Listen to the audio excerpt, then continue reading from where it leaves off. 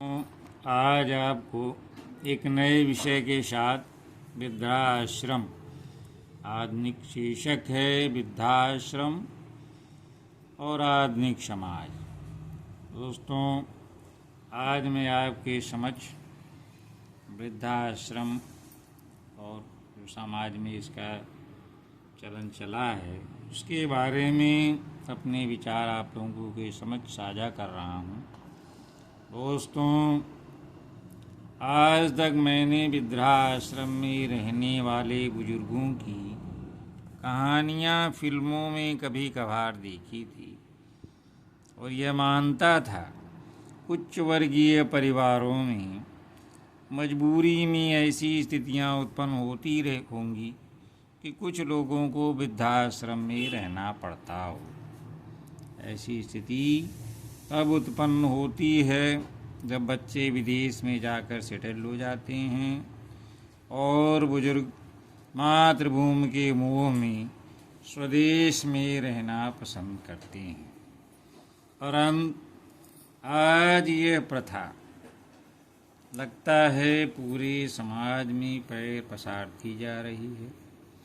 भारत में सदियों से संयुक्त परिवार की प्रथा चलती आ रही है। एक बड़े बुजुर्ग की छत्र छाया में सारा परिवार हंसी खुशी जीवन बिता देता था। माना कि उस समय गरीबी थी पर परिवार में खुशियाँ थी। अलगोजा या हिस्से बकरे का बंटवारा तब भी होता था, परंतु अलग हो जाने के बाद भी उनमें कटुता का भाव नहीं था। आज संयुक्त परिवार यानी ज्वाइंट फैमिली के रिश्ते धराशायी होकर के एकल परिवार की तरफ बढ़ रहे हैं। जहाँ कहीं संयुक्त परिवार है भी वहाँ भी अपनेपन का भाव है। बढ़ती महंगाई, आधुनिक दिखने का नशा, पश्चिमी रीति रिवाजों पहनावे का फैशन अपनाना आदि समाज में आजकल अपनी जड़ें मजबूत कर रहा है। अब लोगों का समय के साथ चलना मजबूरी बनता जा रहा है। सभी अंधाकरण में लगे हुए हैं। पुराने संस्कारों का समय लौटने वाला नहीं है।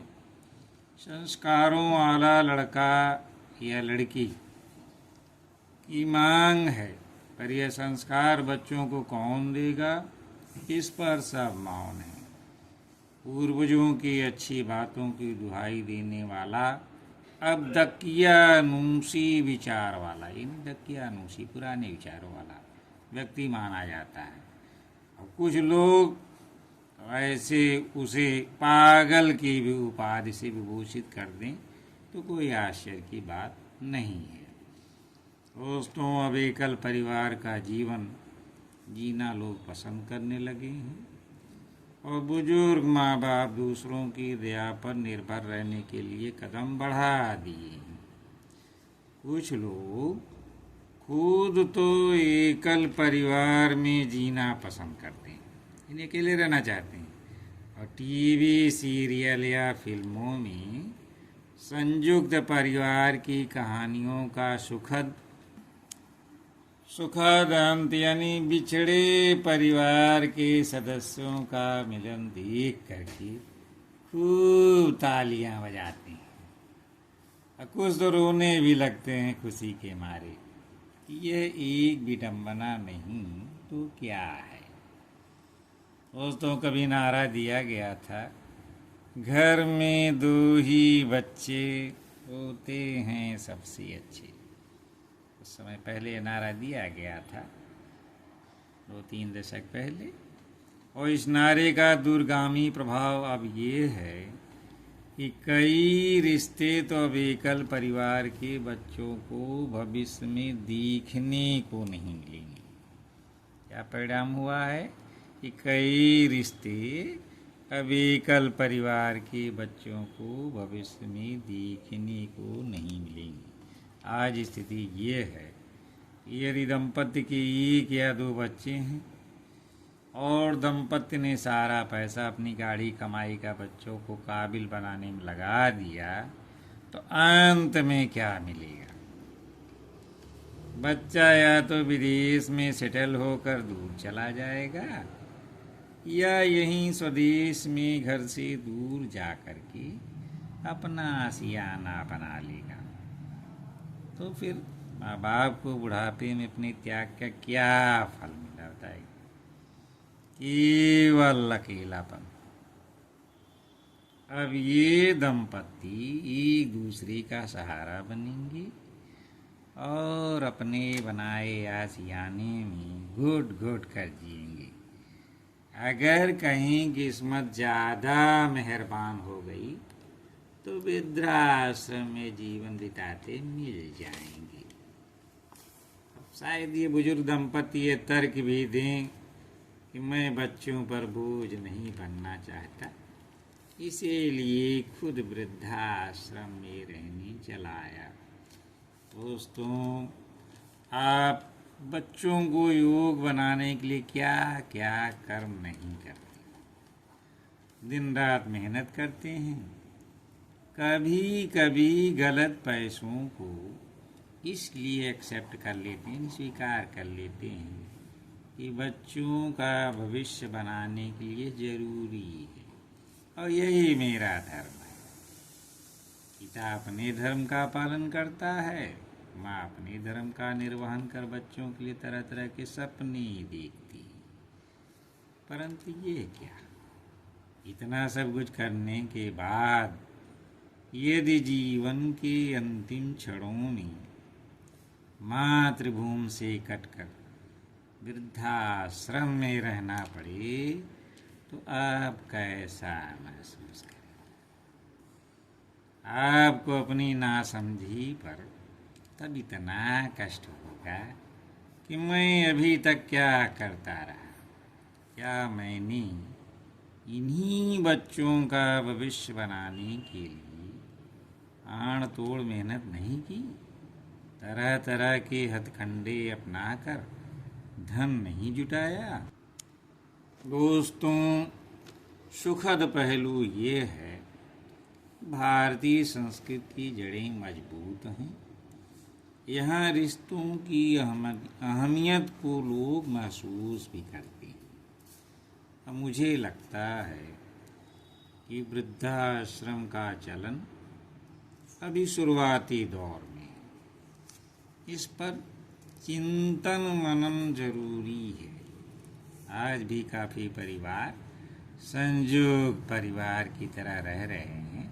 खटर पटर तो लगी रहती है, परंतु खुशियाँ भी कम नहीं हैं। दोस्तों, परिवर्तन सृष्टि का नियम है। समाज में परिवर्तन समय के साथ होता रहता है, तो इसमें गलत कुछ नहीं है। कोई चीज़ चिरस्थायी नहीं है, तो सामाजिक परिवर्तन होता है, इसमें गलत कुछ नहीं है।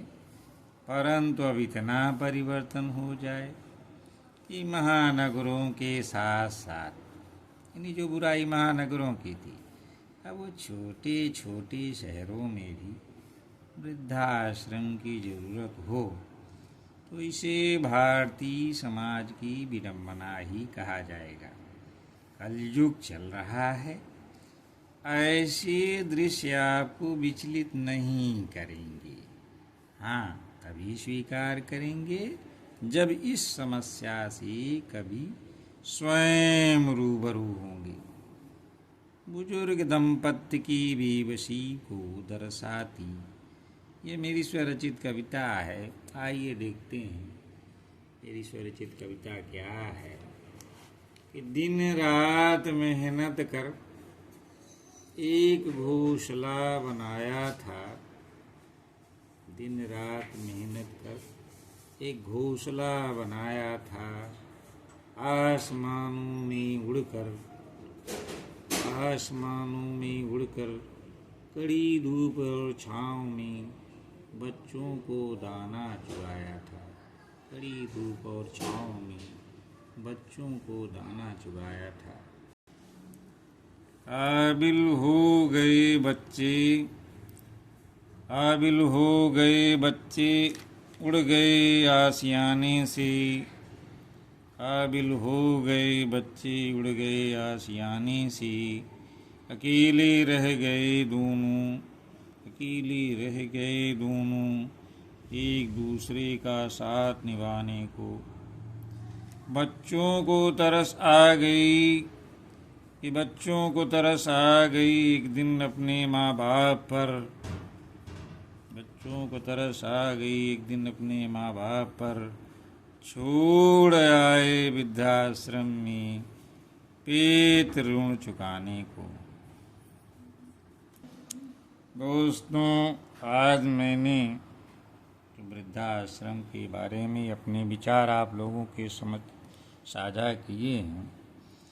विचारों से सहमति असहमति दोनों हो सकती है, लेकिन जो मैंने महसूस किया उसको भावों में व्यक्त किया है।